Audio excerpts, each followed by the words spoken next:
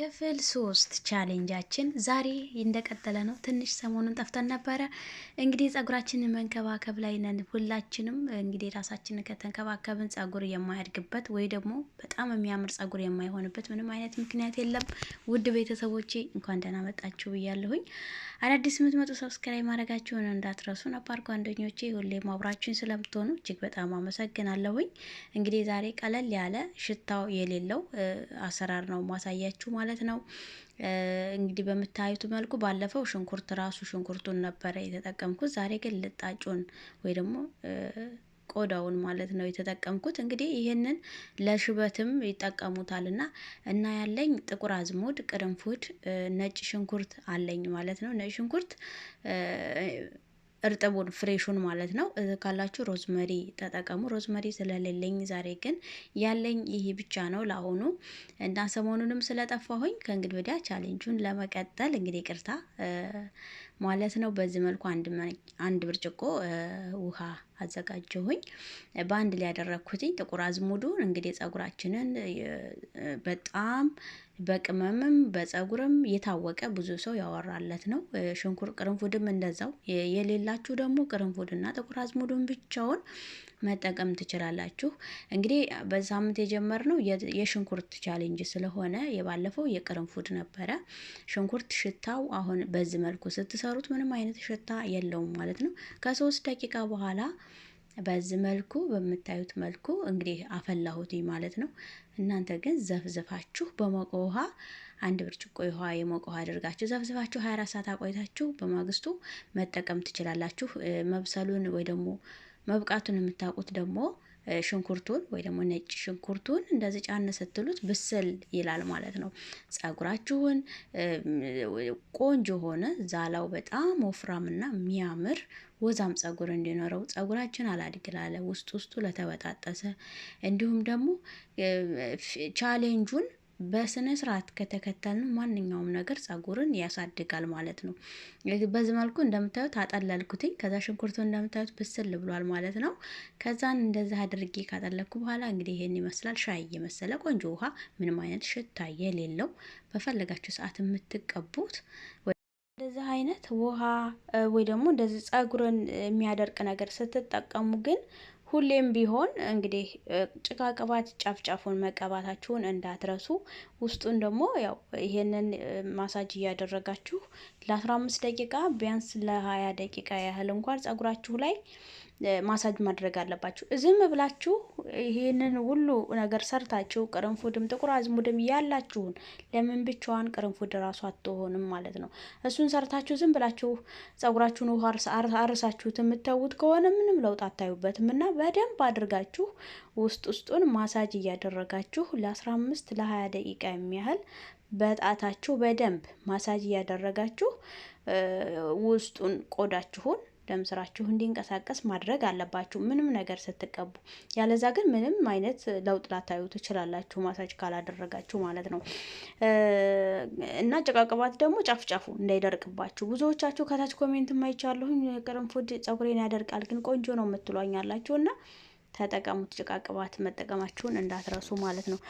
በዛ አጋጣሚ ጸጉሬ እንግዲህ ምን ሆነ እንደው አላውቅም። ቪዲዮ ማለት ካሜራ ትንሽ ነጭ አድርጎታል ማለት ነው። ለምን እንደሆነ አላውቅም። እያደር ይስተካከላል። እንግዲህ ለአሁኑ ግን ዋናው ነገር ለእናንተ የሚጠቅማችሁ ነገር የማሳያችሁ ነገር ስለሆነ ጸጉሬን እንግዲህ ከዚህ በፊት ታውቁታላችሁ ሁላችሁም። የኔ ጸጉር ከርዳዳና በጣም አስቸጋሪ ነበረ። ስለዚህ ማንኛውም ነገር ስትንከባከባችሁት ከያዛችሁት ለውጥ የማታዩበት ምንም አይነት ነገር የለም።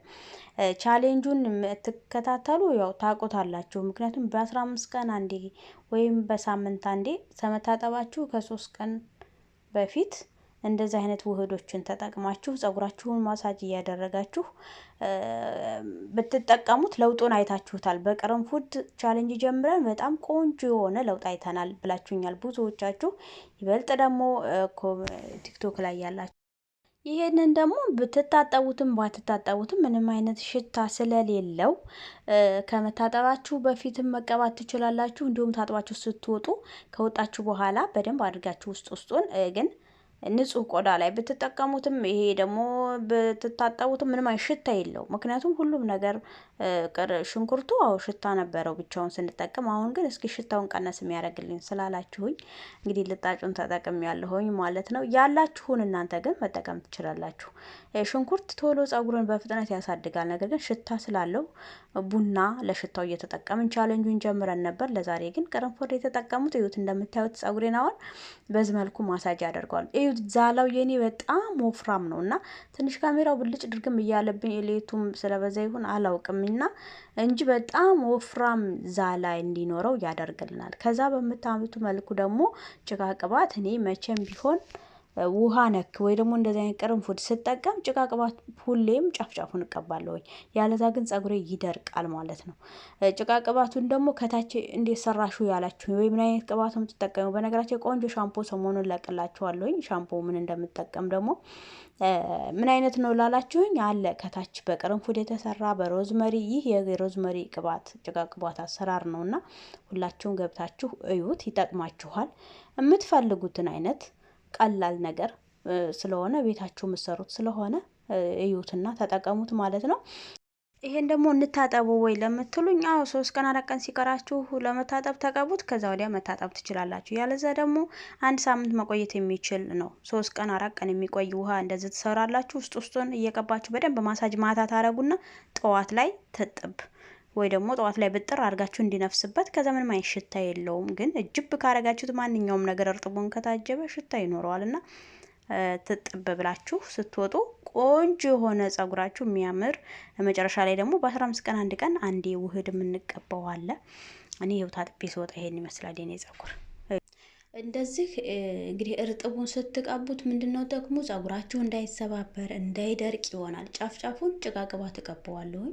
እንዲሁም ውስጡን ደግሞ ፈሳሽ ቅባት እቀባውና በደንብ አርጌ ጥቅብ አርጌ ዛሬ ታጥቤ ስወጣ እንደዚህ ቀባውና ለሳምንት አቆየዋለሁኝ። ምንም አይነት ድርቀት ካልተሰማኝ ቅባት አስሬ ጸጉሬን አልቀባውም።